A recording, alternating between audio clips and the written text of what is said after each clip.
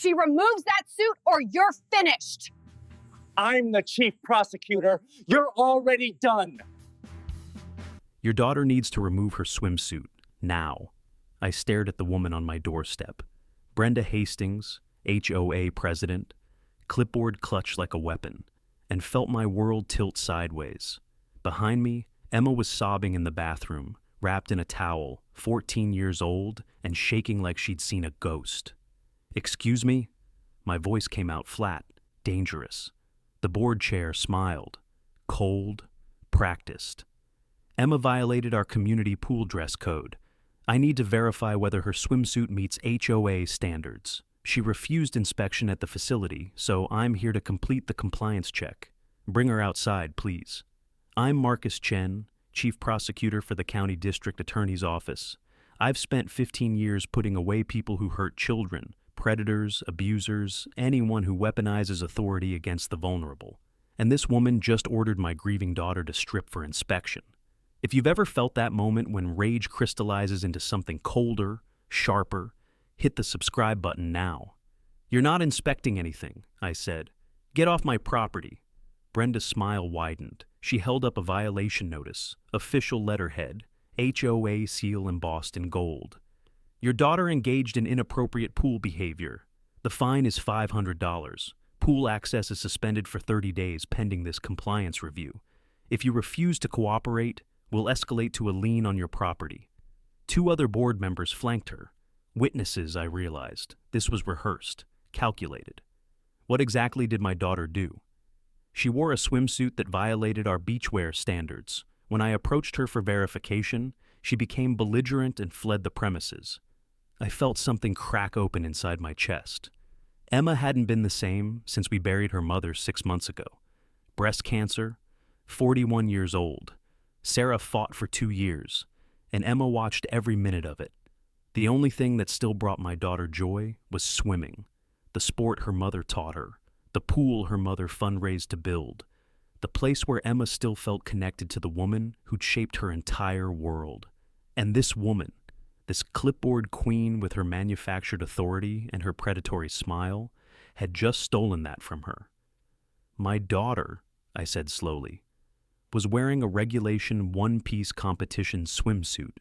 She's training for state championships. What part of that violates your dress code?" The enforcer in crimson shrugged. "That's what the inspection determines.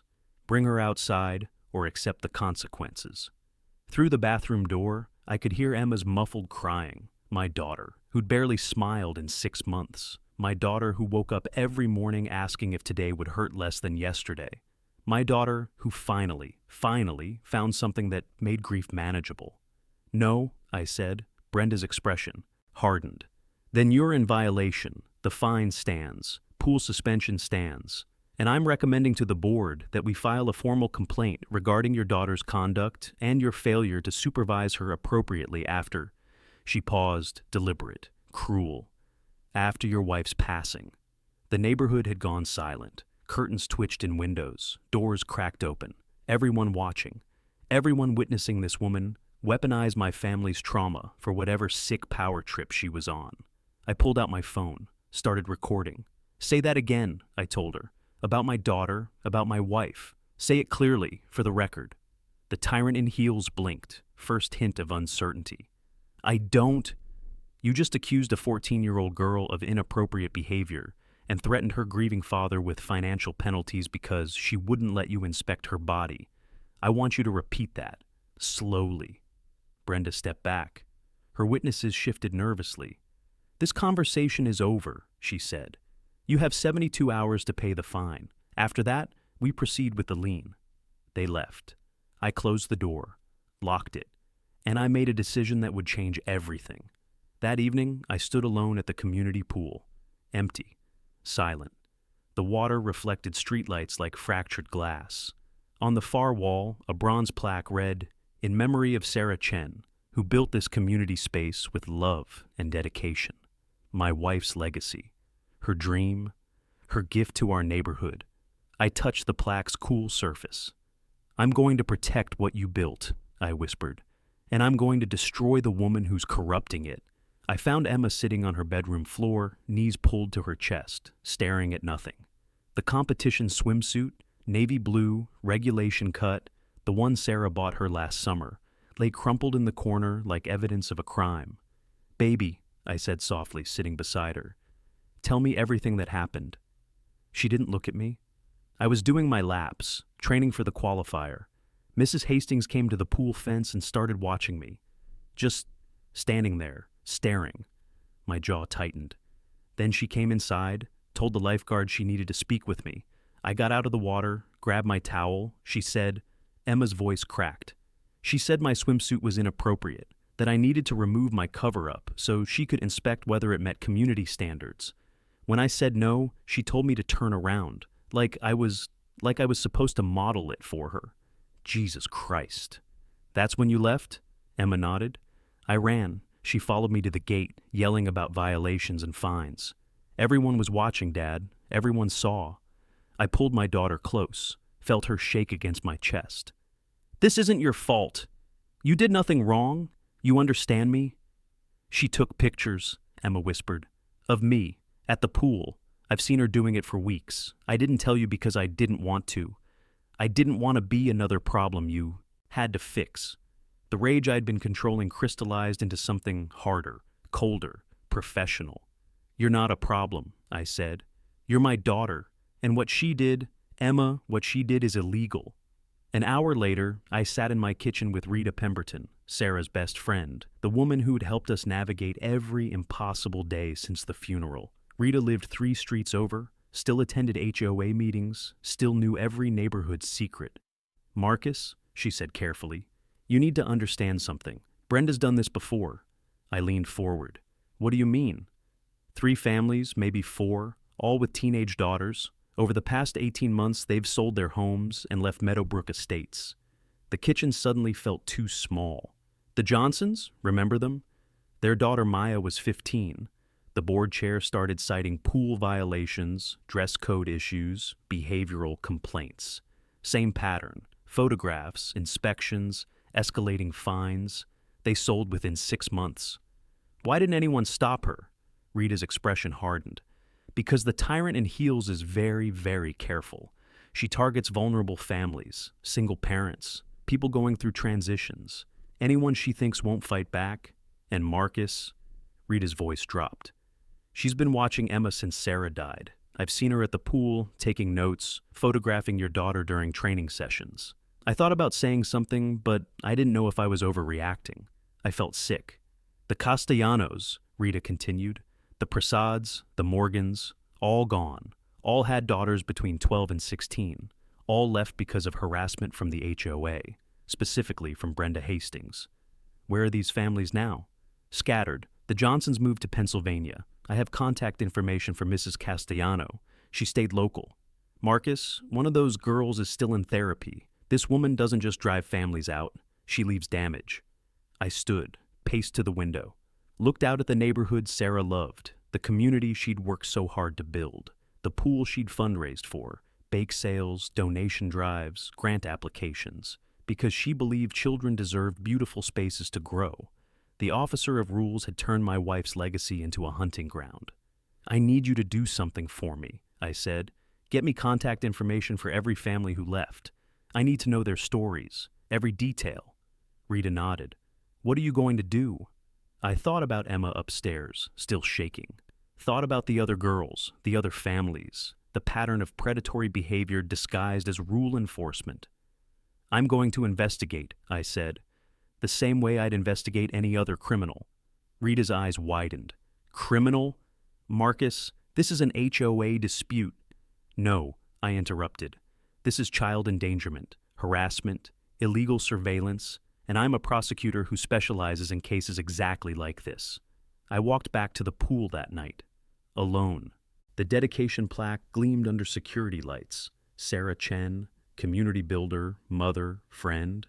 I touched the bronze surface again, made a silent promise. Your daughter will swim again. Your pool will be safe again. And the woman who corrupted your dream will answer for every single thing she's done. I was standing in my kitchen at 10:15 that night, reviewing Ohio harassment statutes on my laptop, when someone knocked on my front door. soft, hesitant, almost apologetic. Tim Rakowski stood on my porch, hands shoved deep in his jacket pockets, looking over his shoulder every few seconds like he expected snipers. "Marcus," he said quietly, "can I come in?" I knew Tim, HOA vice president, father of 3 daughters, coached Little League, nice guy who always waved, never caused problems, the kind of neighbor who blended into the background of community life. "It's late," I said. "I know, He glanced behind him again. "I need to talk to you. About Brenda. About what happened today." I stepped aside, let him in, closed the door. Tim moved to my living room like a man walking through a minefield, every step calculated, nervous. "You want coffee?" I asked. "No, I can't stay long. My wife doesn't know I'm here." He sat on the edge of my couch, bouncing his knee, fingers drumming against his thigh. "What the board chair did today, to Emma, it was wrong, completely wrong." "Then why didn't you stop her?" Tim flinched. "Because I'm a coward, because I have 3 daughters and a mortgage, and I've watched what happens to people who cross Brenda Hastings." "What happens?" He looked at me directly for the first time. "They leave. One way or another, they leave." I pulled out my phone, set it to record on the table between us. Tim stared at it. "I'm not testifying," he said quickly. "Just talk, off the record." Tim swallowed hard. "She's done this before. The pool violations, the photographs, the inspections. Always teenage girls, always families she perceives as weak or vulnerable. She pushes and pushes until they either comply completely or sell their homes. How many families?" "That I know of? 4, maybe 5, over 3 years." My hands clenched. "And you knew this?" "Yes." His voice cracked. "I knew. I'm the vice president. I see everything. The complaints, the violation notices, the escalation patterns. And I signed off on all of it because I was terrified of becoming her next target." "Your daughters are 12, 14, and 16, Tim interrupted. "Every single day, I watch the tyrant in heels at that pool, and I pray she doesn't notice my girls the way she noticed Emma, the way she noticed the Johnson girl, the Castellano twins, the Prasad daughter." He stood abruptly, paced to my window, stared out at the dark street. 2 months ago, my youngest, Rebecca, came home asking why Mrs. Hastings takes pictures of girls swimming. She'd noticed. My 12-year-old daughter noticed something was wrong, and I told her it was fine, it was normal. Mrs. Hastings was just documenting pool usage for HOA records. Tim's reflection in the glass looked haunted. "I lied to my own child to protect myself." "Why are you here, Tim?" He turned to face me. "Because my wife gave me an ultimatum tonight. She said either I help stop this, or she's taking our daughters and leaving. Not leaving the neighborhood, leaving me. Because she can't respect a man who protects a predator to save his own skin." The word hung in the air between us. Predator. "There's something else," Tim said. He pulled a folded paper from his jacket, set it on my coffee table like it might explode. "The HOA financials, they don't add up. Brenda's been billing community improvements that never happened. I don't have proof yet, but I've seen enough to know she's stealing." I picked up the paper, account numbers, expense categories, discrepancies circled in red pen. "This is a start," I said. "That's all I can give you right now. I'm not ready to—" He stopped, looked at me with desperate eyes. "I'm not brave like you. I don't know how to fight her. You just took the first step." Tim shook his head.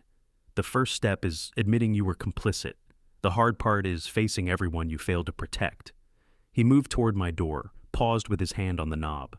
"She's planning something else, for Emma. I heard the clipboard queen on the phone today, talking about filing a complaint with Child Protective Services. She's going to claim Emma's behavior suggests neglect at home." My blood went cold. "She's weaponizing your grief, Marcus, your wife's death. She'll use it to destroy you both." Then he was gone, slipping out into the darkness, looking over his shoulder one last time before disappearing down the street. I stood in my doorway, holding that piece of paper with its circled discrepancies, and felt the prosecutor in me awaken fully. The officer of rules had just made her fatal mistake. She'd given me a witness. The violation package arrived by certified mail 3 days later. 47 pages. Legal-sized envelope. Return receipt required. I signed for it at my front door, carried it to my home office, spread the contents across my desk like crime scene evidence.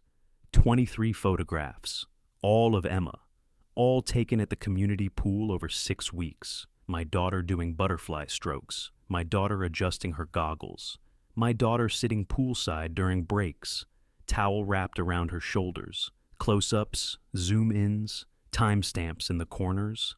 Some shots focused specifically on her swimsuit, the fabric, the fit, angles that made my stomach turn. I've prosecuted child exploitation cases. I know what predatory documentation looks like. This was it. Page 12 detailed the alleged violations. Inappropriate beachwear, swimsuit cut, reveals excessive skin. Page 18 included a diagram, an actual hand-drawn diagram, showing acceptable versus unacceptable swimsuit coverage areas on a female figure. The fine had increased to $2,000, pool suspension, indefinite, pending compliance inspection, threat of property lien, 30 days, and at the bottom, in Brenda Hastings' precise handwriting, failure to cooperate will result in referral to appropriate child welfare authorities regarding supervisory concerns. She'd put it in writing, the threat against my daughter, the weaponization of my wife's death, all documented, signed, officially filed with the HOA. My phone buzzed. Unknown number. Mr. Chen, this is Maya Delgado. I'm the lifeguard at the community pool. I need to talk to you about what just happened. I grabbed my keys. Where are you? Still at the pool, but you need to come now. It's Emma. I drove 3 blocks in, under a minute, parked illegally, ran through the gate. Emma was sitting on the pool deck, soaking wet, hyperventilating. Maya knelt beside her, hand on her back, talking in low, soothing tones. A small crowd of swimmers stood at a distance, watching. "Dad!" Emma gasped when she saw me. "What happened?" I dropped to my knees beside her. Maya's expression was pure fury. The board chair showed up 20 minutes ago. Emma was doing her training laps. That woman stood at the fence with her phone, filming, just standing there, openly recording. I asked her to stop. She ignored me. Emma had a panic attack in the water. I had to help her out. I looked at my daughter, 14 years old, shaking, unable to catch her breath, trapped in the same spiral of terror she'd experienced after her mother's diagnosis, after the surgeries, after the funeral. "Where is she?" My voice came out barely above a whisper. "Left 5 minutes ago, but not before filing a formal complaint against me for interfering with HOA business." Maya handed me her phone. I recorded her. The whole thing. She said, "I need you to hear what she said." I pressed play. The tyrant in heels voice, clear and cold. "This swimmer has been previously cited for dress code violations. I'm documenting continued non-compliance for the HOA record. Pool staff has no authority to interfere with board oversight." Maya's voice trying to stay professional. "Ma'am, you're filming a minor without parental consent. That's not appropriate. I'm documenting HOA property usage. The child's parent was notified of ongoing monitoring and the violation notice. This is perfectly legal." Then Emma's voice, small and breaking. "Please stop, please." The clipboard queen. "If you can't follow community rules, you shouldn't be using community facilities." The video ended with Emma's breathing becoming erratic, her strokes faltering, Maya diving in. I looked at my daughter, at Maya, at the other swimmers still watching, uncomfortable, uncertain. "Emma," I said gently, "we're going home. But my training, the qualifier's in 8 weeks. I know, baby, we'll figure it out." In my car, Emma stared straight ahead, silent. Finally, "She's going to keep doing this, isn't she? She's not going to stop until I quit swimming." I thought about the 23 photographs, the diagram, the threats, the pattern Rita described, the families who'd fled rather than fight. "No," I said, "she's not going to stop." "Then what do I do?" I pulled into our driveway, turned to face my daughter. "You keep swimming. You train for your qualifier. You honor every goal you and your mom set together." I touched her cheek. "And you let me handle Brenda Hastings." "How?" I thought about my office downtown, my credentials, my access to investigative resources, 15 years of prosecuting people who hurt children. "The same way I handle everyone who abuses their authority," I said. "I'm going to investigate her like the criminal she is." I sat in my office at the County District Attorney's building the next morning, door closed, blinds drawn. The 47-page violation package lay spread across my desk alongside Ohio's criminal code. This wasn't about civil litigation. This wasn't about HOA disputes or property rights or community bylaws. This was about criminal charges. I opened my legal pad, started building the case the way I'd built hundreds before. Count 1, child endangerment. Ohio Revised Code, 2919. On 2, the demand for Emma to remove clothing for inspection met the threshold. The board chair had explicitly ordered a minor to disrobe for physical examination by an adult in a position of authority. No parent present, no legitimate purpose. Pattern of targeting minors. Count 2, harassment. ORC 2903-2111. 23 photographs over 6 weeks. Repeated contact despite clear distress. Threatening behavior, stalking elements present. Count 3, illegal surveillance of a minor. ORC 2907.08. Photographing a child in a swimsuit without parental consent, with specific focus on body and clothing. The zoom-ins alone push this into criminal territory. I pulled the photos out again, forced myself to look at them with prosecutor's eyes rather than father's rage. Dated, time-stamped, multiple angles. This wasn't casual documentation, this was systematic surveillance. My desk phone buzzed. "Marcus, you have a minute?" Sarah Vance, my colleague in the sex crimes division, 15 years prosecuting predators, child abuse cases, exploitation rings. "Come in." She closed the door behind her, saw the photographs spread across my desk, and her expression shifted immediately from curious to horrified. "Jesus Christ, Marcus, what is this?" "My 14-year-old daughter, taken by our HOA president over the past 6 weeks." Sarah picked up one photo, then another, her jaw tightening with each image. "This is surveillance. This is predatory behavior. Who took these?" "Brenda Hastings, HOA president. She demanded my daughter remove her swimsuit for inspection to verify compliance with community dress codes. When Emma refused, this was the result." I handed Sarah the violation notice with its diagram, its threats, its detailed documentation. Sarah read in silence. When she looked up, her eyes were furious. "This woman needs to be prosecuted." "I know. That's why I'm building the case."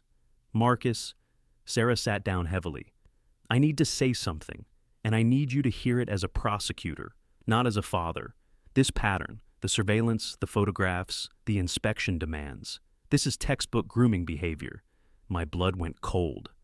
"I'm not saying her motive is sexual," Sarah continued carefully, "but the methodology is identical. Target vulnerable individuals, establish authority, normalize boundary violations, document and control. Whether she's doing it for power, control, or something else, the impact on these children is the same." I thought about Emma's panic attack, the other families who'd fled, the pattern Tim described. What do I need to make this stick? More victims. If this is a pattern, you need the other families on record. You need witnesses to her behavior. And Marcus, Sarah hesitated, you need to recuse yourself from direct involvement.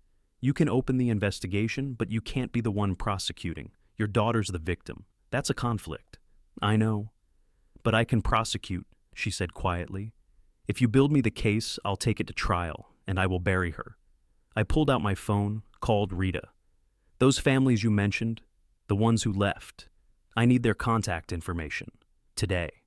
2 hours later, I had names, phone numbers, addresses, the Johnsons in Pennsylvania, the Castellanos across town, the Prasads in Columbus, the Morgans in Cleveland. I started with Mrs. Castellano. She answered on the third ring. "Mrs. Castellano, this is Marcus Chen from Meadowbrook Estates. I'm calling about Brenda Hastings and what happened to your family." Silence, then, "How did you get this number?" "A mutual friend, Rita Pemberton." "Mrs. Castellano, the officer of rules targeted my daughter last week. Same pattern you experienced. I'm a prosecutor with the county DA's office, and I'm building a criminal case. I need your testimony." More silence, longer this time. "My daughter's 16 now," she finally said, voice shaking. "She's still in therapy. What that woman did, the photographs, the inspections, the way she made my baby feel dirty for just existing. We had to leave. We couldn't fight her. I can fight her, but I need to know what happened, every detail.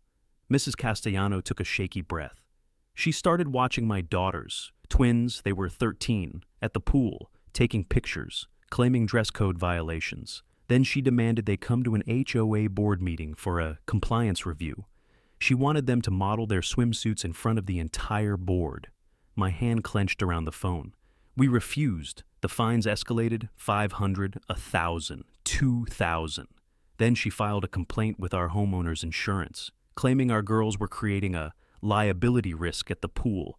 Our premiums tripled. We couldn't afford to stay. Would you testify in a criminal proceeding against Brenda Hastings? Yes. A pause. Then, absolutely. When do you need me? I hung up and immediately called the Johnsons. Same story, different details, same trauma, same willingness to testify. By evening, I had 4 families, 12 documented incidents, a pattern spanning 3 years. The tyrant in heels wasn't just harassing families, she was systematically targeting children. And I had everything I needed to prove it. My phone rang at 7 the next morning. Emma's swim coach, David Martinez, former Olympic alternate, the man Sarah had personally recruited to train our daughter. Marcus, we have a problem. I was already awake, reviewing witness statements at my kitchen table. What's wrong? Emma's performance is collapsing. She's missing practices, losing focus, her times are slipping. The state qualifier is in 8 weeks. If she doesn't hit her benchmark at the time trial next month, she won't even make the competition. I close my eyes. Where's the time trial? Community pool. It's the only Olympic-length facility in the county. Marcus, I can't train a swimmer who's terrified of the only pool that matters. After we hung up, I found Emma in her room, staring at a photograph of Sarah, her mother in a swimsuit, poolside, laughing, holding a tiny 5-year-old Emma who was clutching a swimming trophy. Mom wanted me to make states, Emma said quietly.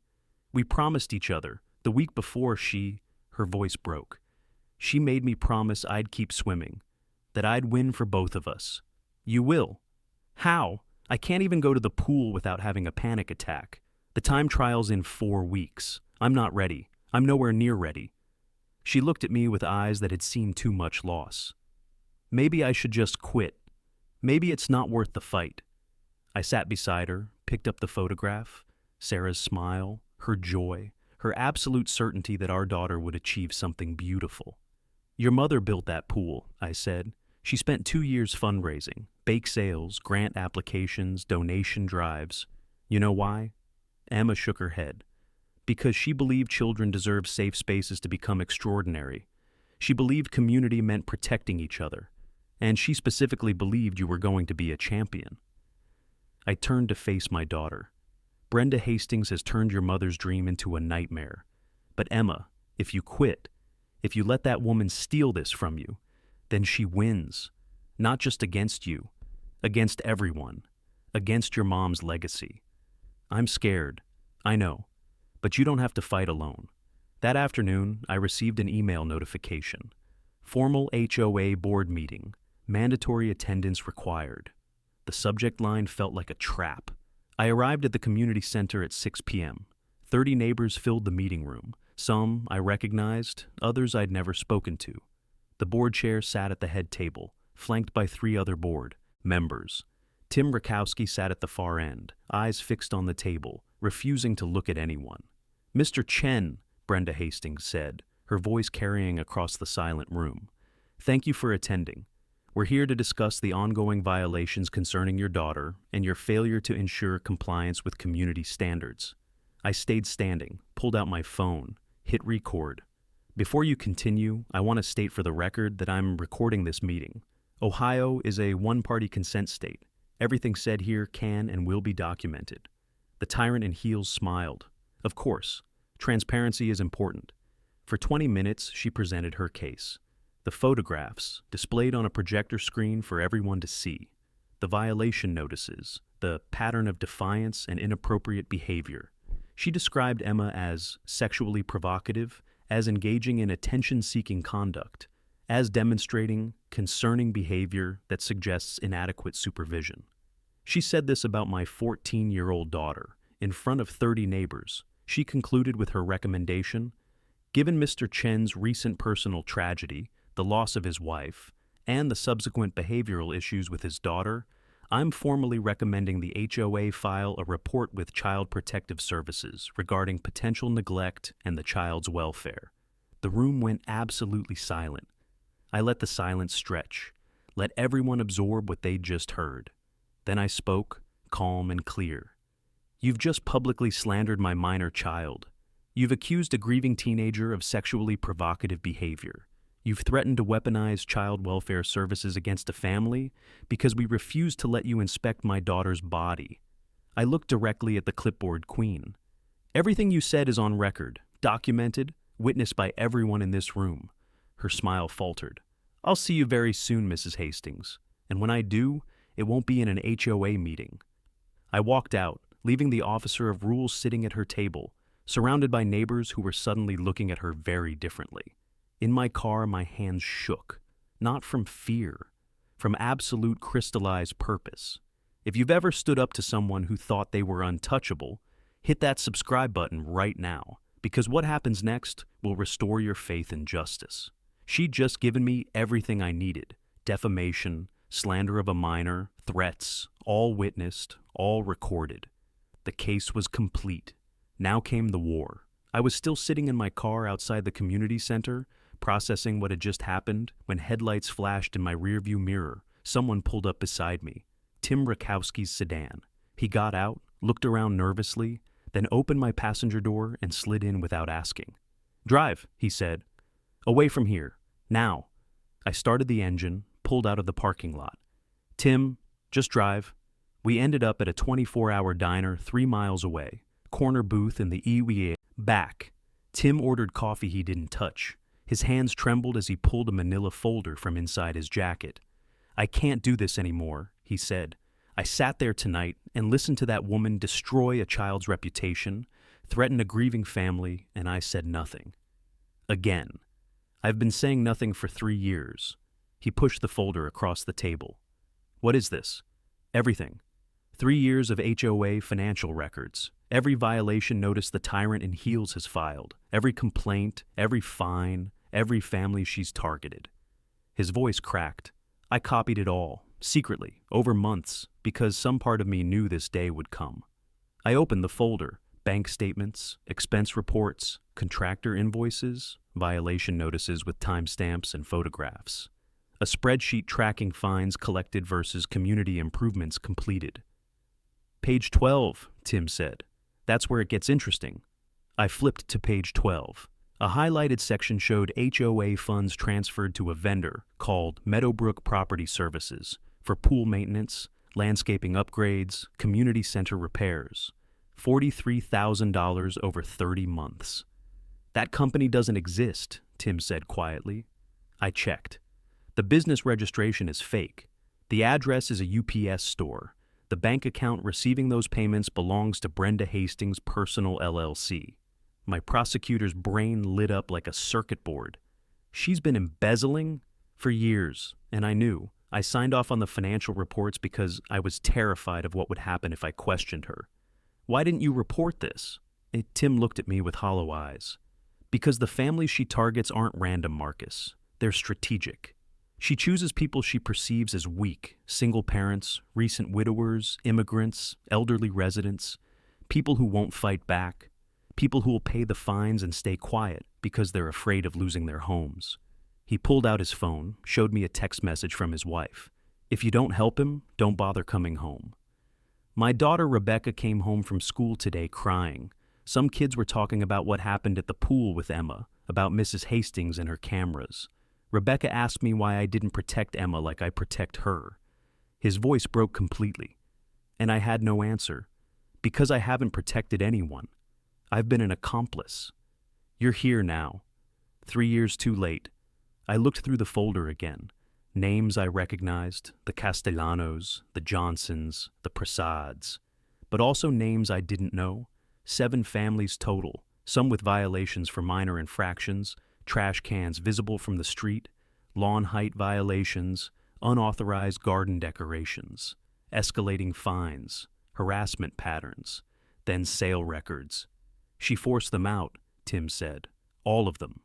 She'd find some minor violation, escalated until the fines became unbearable, threaten liens, make their lives miserable until selling was easier than fighting. And the ones with teenage daughters got special attention. The board chair would personally monitor them. Photographs, pool violations, dress code complaints. She'd create a hostile environment specifically around the children until the families couldn't take it anymore. I spread the documents across the diner table. Financial crimes, harassment patterns, multiple victims, a systematic scheme stretching back years. I need you to testify, I said. Officially, on the record, in court. Tim went pale. She'll destroy me. She's already destroyed families, children. Your silence enabled it. I softened my voice. Tim, you have 3 daughters. If you don't stop her now, what happens when she decides one of them is her next target? He closed his eyes, took a shaky breath. What do you need from me? Everything. A sworn statement describing what you witnessed. Testimony about the financial fraud. Names and contact information for every family she targeted. Your presence at a formal deposition. She'll know it came from me. Yes. I'll lose everything. My position. My reputation. People will know I was complicit. Yes. Tim sat in silence for a long moment. Then, my wife was right. I'd rather lose my reputation than my soul. He looked at me directly. When do we start? Tomorrow, my office, 9 a.m. Bring every document you have. He nodded, started to slide out of the booth, paused. Marcus?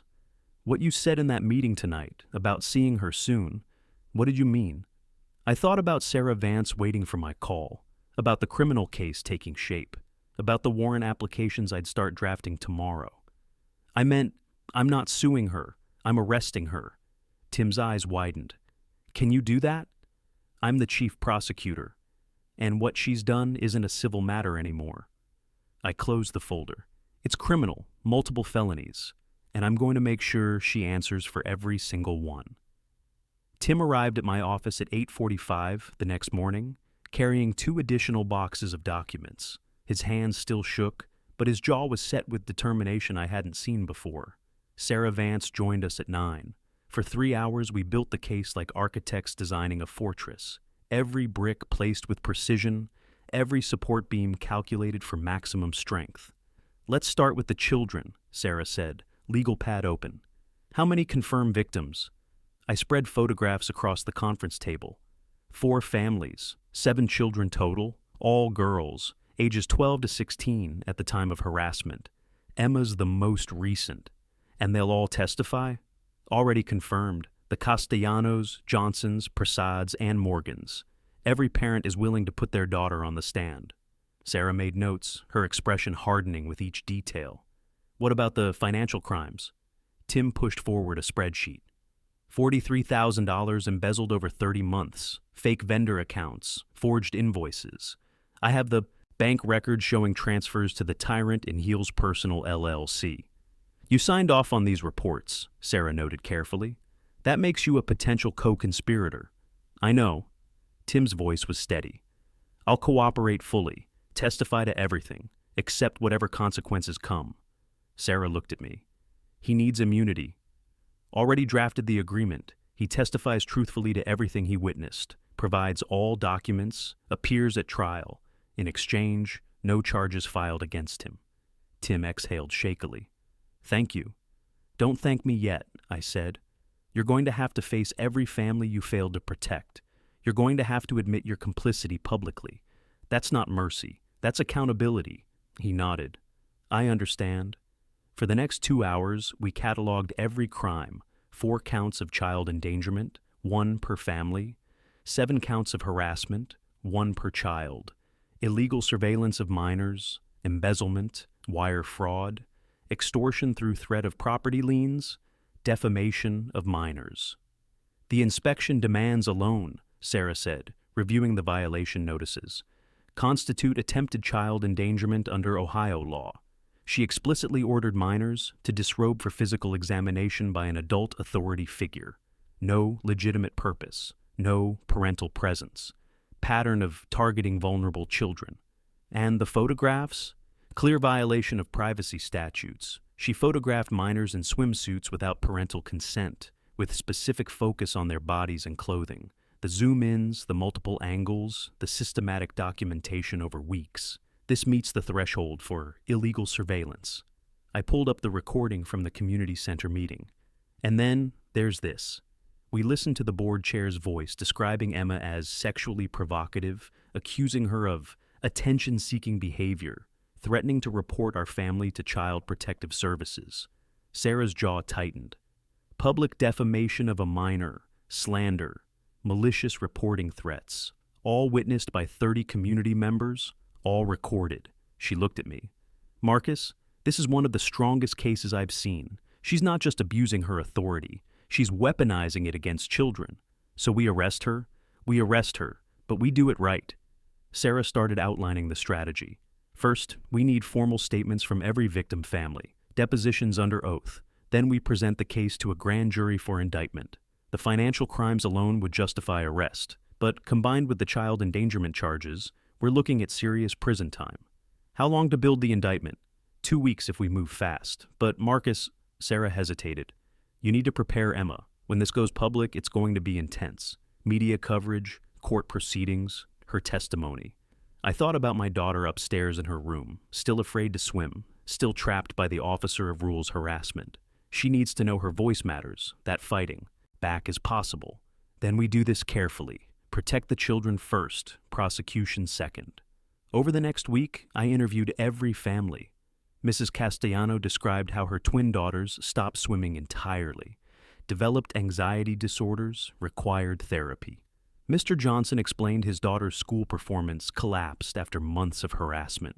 The Prasad's daughter attempted to harm herself after the clipboard queen publicly humiliated her at a board meeting. Each story added another layer to the case. Each testimony revealed the systematic nature of the abuse.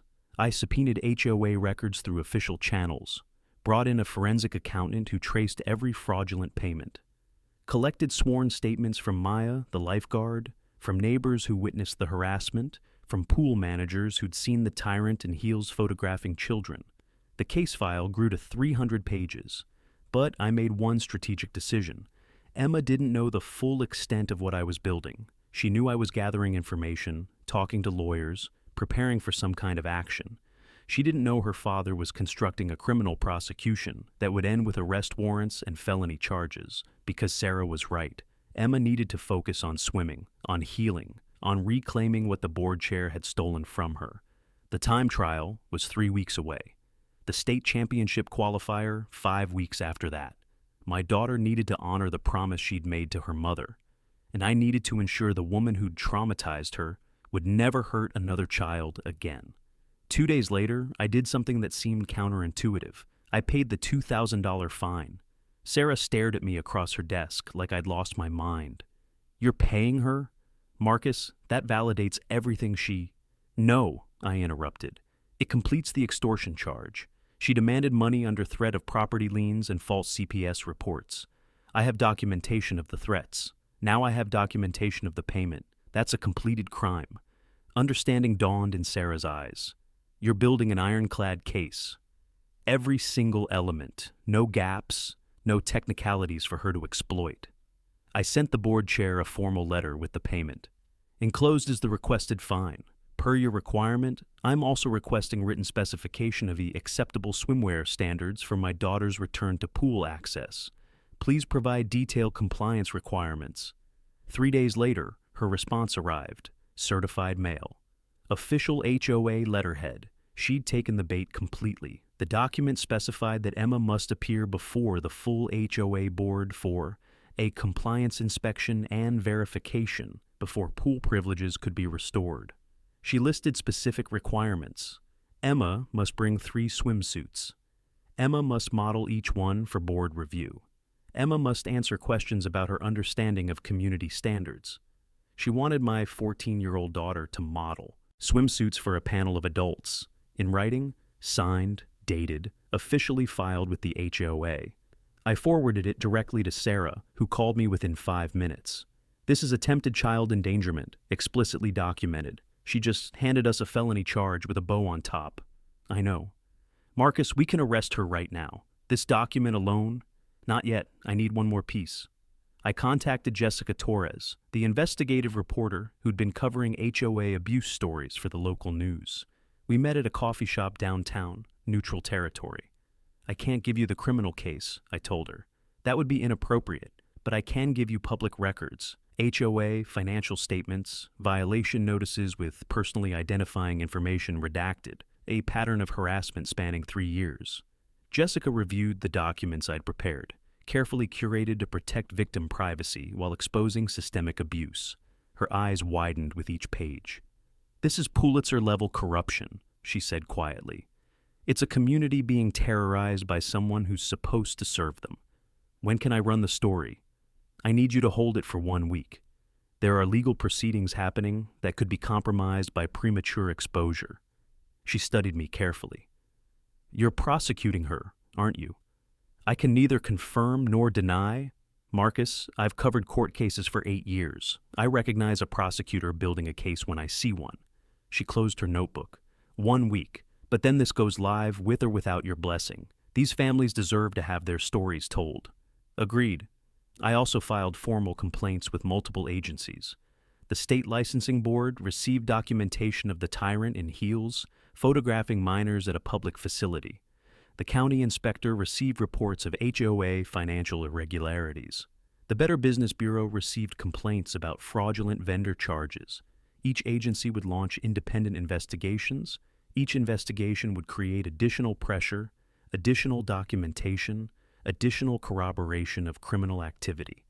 I was building a cage with no escape routes. Then I scheduled Emma's compliance inspection for the same week as the HOA's annual meeting. I submitted the required paperwork, confirmed attendance, played the role of the compliant single father, just trying to follow the rules. The officer of rules thought she'd won, thought she'd broken another family into submission. She had no idea the trap was already closing. Tim called me on day 6. The annual meeting is in 72 hours. She's planning something big. I overheard her on a call with her attorney, talking about making an example of your family. Marcus, I think she's going to try to force Emma's inspection during the public meeting. Perfect. Perfect. She's going to humiliate your daughter in front of the entire community. No, I said calmly. She's going to attempt to humiliate my daughter. And that attempt, that explicit public witnessed attempt to force a child into a compliance inspection, will be the final piece of evidence we need. You're using Emma as bait? I'm using the clipboard queen's arrogance against her. Emma won't be at that meeting, but I will be, and so will 2 detectives from the county sheriff's office waiting with arrest warrants. Tim went silent. Then, when? The morning of the annual meeting, before she has a chance to walk into that room, before she can hurt anyone else. I looked at the calendar on my office wall. 3 days until arrest, 7 days until Jessica's story broke, 4 weeks until Emma's time trial. Everything was converging. I called the 4 victim families, warned them what was coming, explained that the woman who'd terrorized their children would soon be in handcuffs, that their testimonies had made this possible, that justice was finally arriving. Mrs. Castellano cried, "Our daughter can finally stop having nightmares." Mr. Johnson said, "Thank you for having the courage we didn't." The Prasads asked if they could attend the arrest. I told them it wouldn't be public, but the arraignment would be. Then I went home and found Emma practicing breathing exercises in her room, preparing mentally for the time trial, for the return to the pool, for facing her fears. "Dad," she said, "are you okay? You look different." Different how? Like you know something, like you're waiting for something to happen. I sat beside her. "Do you trust me?" "Of course." "Then trust that everything's going to be okay. Trust that the woman who hurt you is going to answer for what she did, and trust that in a few weeks, you're going to swim in that pool again without fear." She hugged me tight. "I miss Mom." "I know, baby, me too. But she'd be so proud of you right now, so proud of your strength." What Emma didn't know, what she couldn't know yet, was that in 72 hours, the board chair would be arrested, charged with multiple felonies, facing years in prison, and her father, the prosecutor she thought just pushed papers in an office downtown, had orchestrated every single move. The morning of the HOA annual meeting, I woke at 5 a.m., made coffee, reviewed the arrest warrants one final time, 8 felony counts, 4 counts of child endangerment, 2 counts of harassment, 1 count of illegal surveillance, 1 count of embezzlement, bail set at $50,000. Detective Lisa Morgan and Detective James Reed would execute the warrant at 8 a.m., 2 hours before the scheduled HOA meeting. Sarah Vance had coordinated with Child Protective Services to ensure they understood the context, that any retaliatory reports from the tyrant in heels would be flagged as witness intimidation. Everything was ready. I didn't tell Emma. She left for early morning swim practice at 6:30, focused on her training, unaware that her father was about to dismantle the woman who terrorized her. At 7:45, my phone, it buzzed. Detective Morgan, in position. Proceeding in 15 minutes. I drove to the office, pulled case files from my other prosecutions, tried to focus on routine work. My phone sat on my desk like a loaded weapon. 8:17 a.m. The call came. Marcus, it's Lisa. We've got her. I closed my office door. Any problems? None. She answered the door in a bathrobe, tried to claim we had the wrong person, demanded to call her attorney. Reed read her rights. She's in custody now, being transported for booking. How'd she react? Shocked. Kept saying there must be a mistake, that she's a respected community leader, that this is ridiculous. Lisa paused. Marcus, when we explained the charges, specifically the child endangerment counts, she went pale. I don't think she ever considered that what she was doing was criminal. Because people like her never do. They think authority protects them from consequences. Well, she's learning otherwise. Booking should be complete by 9:30. Arraignment scheduled for 2 p.m. today. Media's already getting wind of it. Dispatch got 3 calls from reporters in the past 20 minutes. After we hung up, I sat in silence. 3 years of harassment, 7 children traumatized, families driven from their homes, $43,000 stolen. All of it ending with handcuffs and a perp walk. My phone rang again. Jessica Torres. Marcus, I just got confirmation from the sheriff's office. Brenda Hastings was arrested this morning on multiple felony charges. This is connected to your case, isn't it? I can't comment on active prosecutions. But you can confirm she's been charged with crimes involving minors? Public record, check the court filings. Already did. 8 counts, 4 specifically related to child endangerment. Marcus, this is huge. I'm running the full investigative piece tonight. The financial fraud, the harassment patterns, interviews with the families who left. Are you prepared for what's about to happen? What do you mean? This is going viral. HOA president arrested for targeting children, embezzling funds, systematic harassment. Every news outlet in the state will pick this up by evening. Your daughter's case will be public. Your family will be at the center of this story. I thought about Emma at practice, slicing through water, finally starting to heal. Protect the victims' identities. Use initials only. No photographs of the children. Already planned, but Marcus, the community meeting is in 90 minutes. Do they know their president was just arrested? Not yet. I called Tim. It's done. She's in custody. He was silent for a long moment. Then, I need to tell the board. We need to cancel the meeting. No. Hold the meeting. Let the community see what happens when someone abuses their authority. Let them understand the scope of what she did. Marcus, there are going to be questions, anger. People will want answers. Then give them answers. Tell the truth. All of it. At 9:45, my phone exploded with notifications. The local news had posted the story. Meadowbrook Estates HOA president arrested on child endangerment charges. The community Facebook page descended into chaos.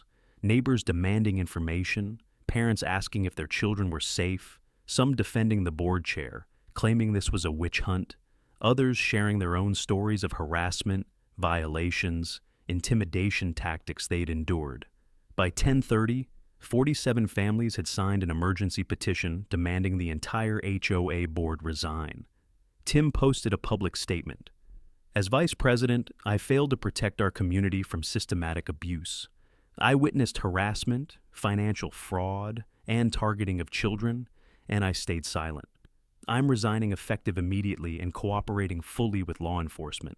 I apologize to every family we failed. The response was swift. Some called him a coward. Others thanked him for finally telling the truth. At 11 a.m., Emma called me.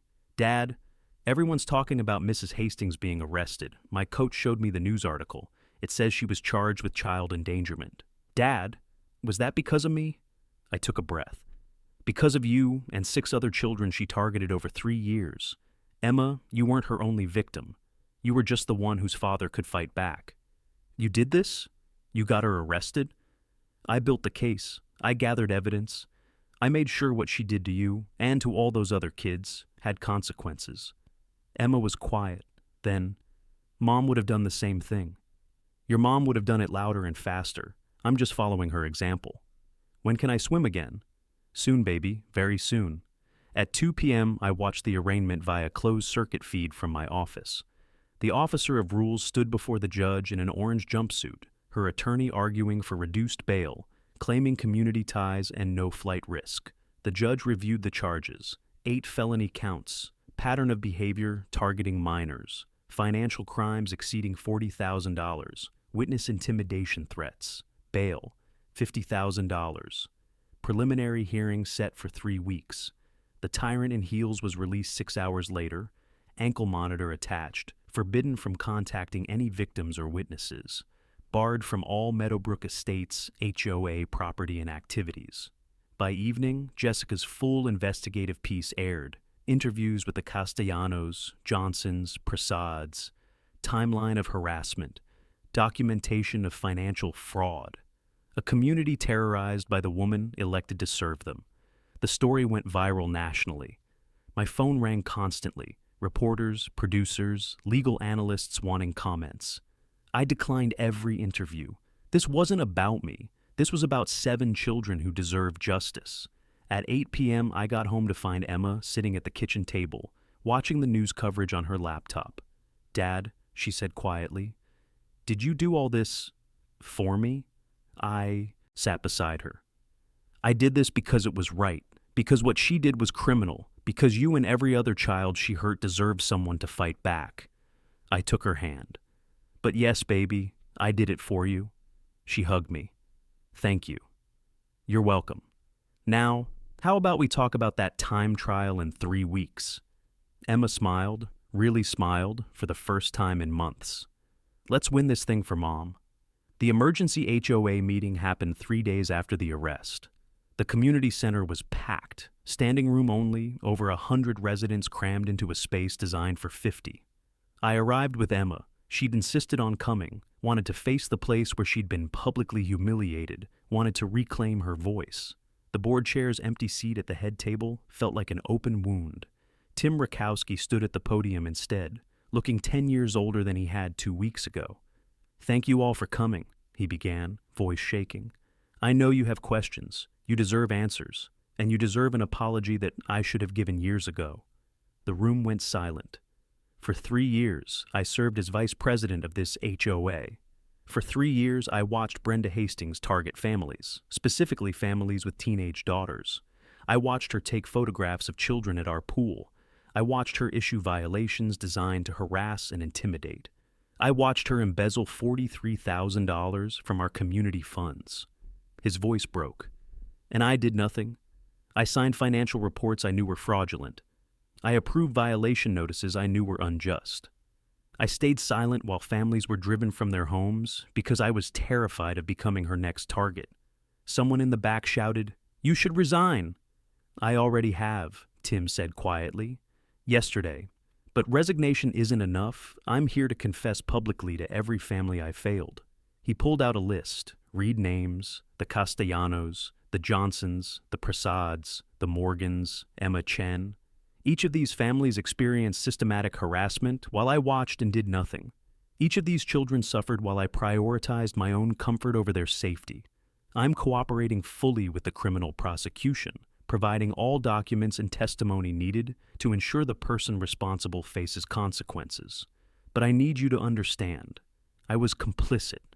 My silence enabled this. Rita Pemberton stood from the crowd. What happened to the money? The $43,000? Embezzled through fake vendor accounts, transferred to Brenda Hastings' personal LLC for home renovations, personal expenses, vacation properties? A forensic accountant traced every transaction. The court has frozen her assets.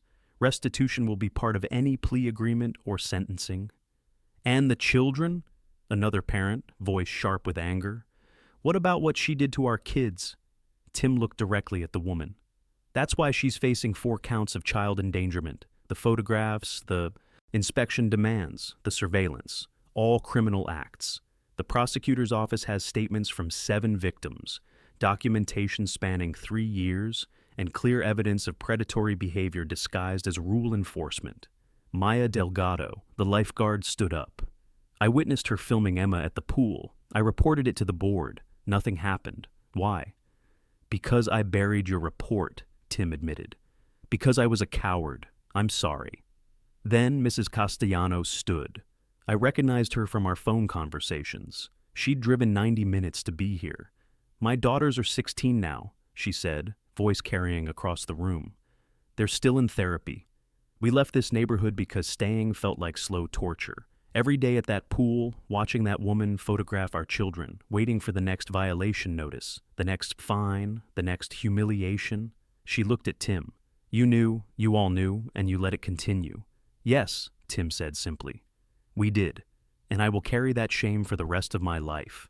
Another board member, Robert Chen, no relation, stood and announced his resignation, then another. Within minutes, the entire board had dissolved. Rita took the microphone.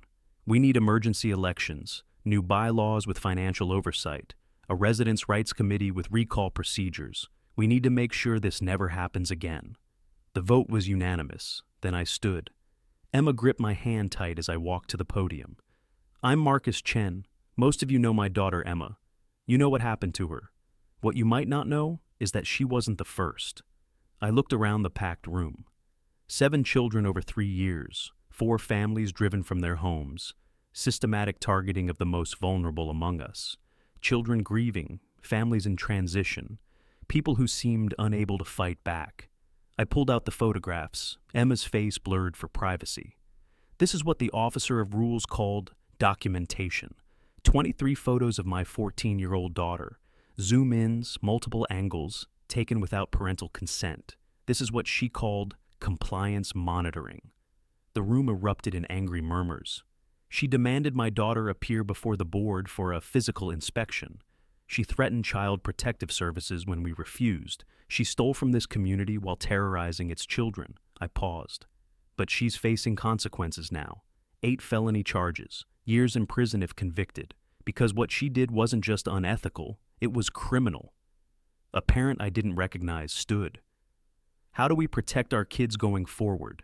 By being vigilant, by speaking up, by refusing to let authority go unchecked.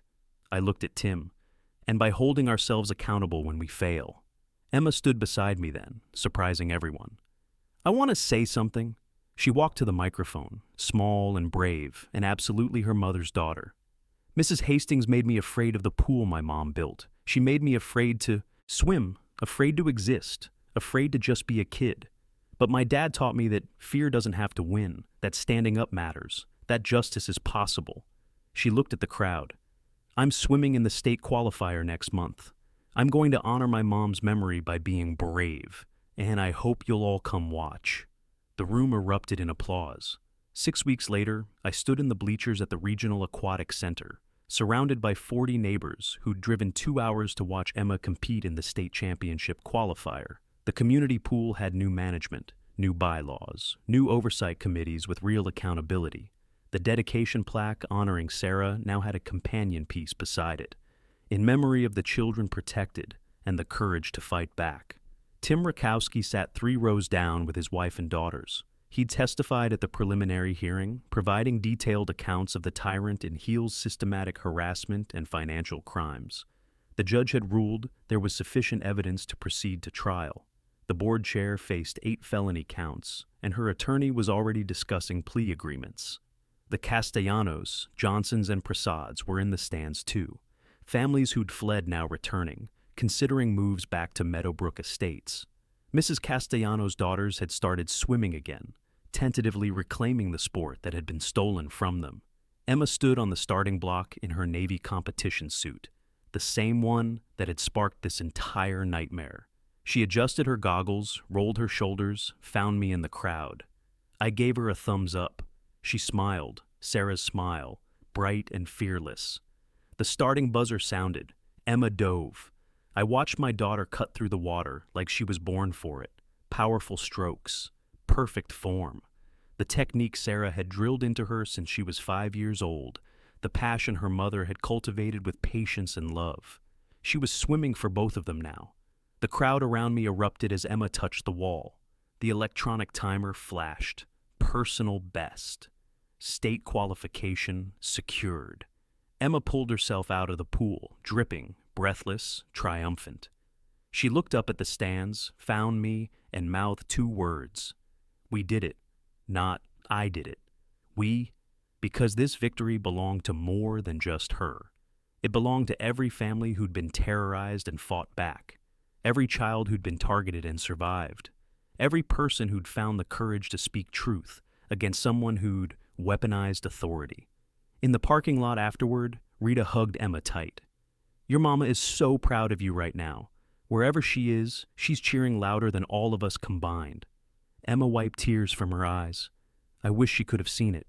Baby, I said softly. She did. I promise you, she did. The criminal trial was scheduled for 3 months out. Sarah Vance had built an ironclad prosecution. 7 victim testimonies, financial forensics, documented patterns of harassment spanning years.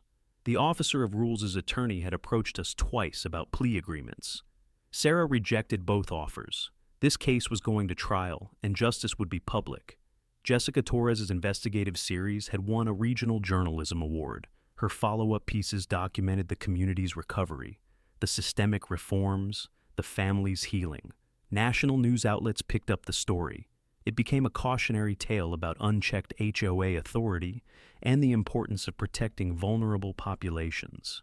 3 families had filed civil suits against the clipboard queen for damages. The HOA's insurance company was cooperating and settlements were expected. But more importantly, children were swimming again. Families felt safe again. The community Sarah built was being restored to her original vision. A place where people protected each other, where children could flourish without fear. That evening, Emma and I visited Sarah's grave, placed her state qualification certificate against the headstone. We did it, Mom, Emma whispered. We kept our promise. I thought about the past 2 months, the investigation, the arrest, the public reckoning, the fear that had transformed into purpose, the grief that had crystallized into action. Sarah would have been proud, not just of Emma's swimming, but of the fight, of refusing to let cruelty win, of teaching our daughter that justice requires courage. Dad, Emma said as we walked back to the car, what happens now? I looked at my daughter, stronger than she'd been 6 months ago, braver than she'd been 6 weeks ago, ready for whatever came next. If you've ever felt powerless against someone who abused their authority, share this story. Tell me in the comments where you're watching from. Now you train for states. You honor your mother's legacy. You keep swimming. I put my arm around her shoulders. And I make sure the woman who tried to break you faces every consequence she deserves. Do you think she understands what she did? I think she's starting to. Prison has a way of forcing reflection. Emma nodded. Good, because other kids need to know that people like her don't always win. No, baby, they don't. Not when someone's willing to fight back. We drove home through the neighborhood Sarah loved, past the pool she built, through the community that had finally learned what accountability looked like. Justice isn't always fast. It isn't always easy. But when you have the courage to stand up, when you refuse to let authority corrupt into abuse, when you protect the vulnerable instead of protecting your own comfort, that's when change becomes possible. If you've ever had to fight back against injustice, hit subscribe for more stories about ordinary people finding extraordinary courage, because sometimes the greatest victories come from refusing to stay silent. Emma qualified for states, the tyrant in heels faced trial, and a community learned that standing together is stronger than standing aside. Sarah would have loved this ending.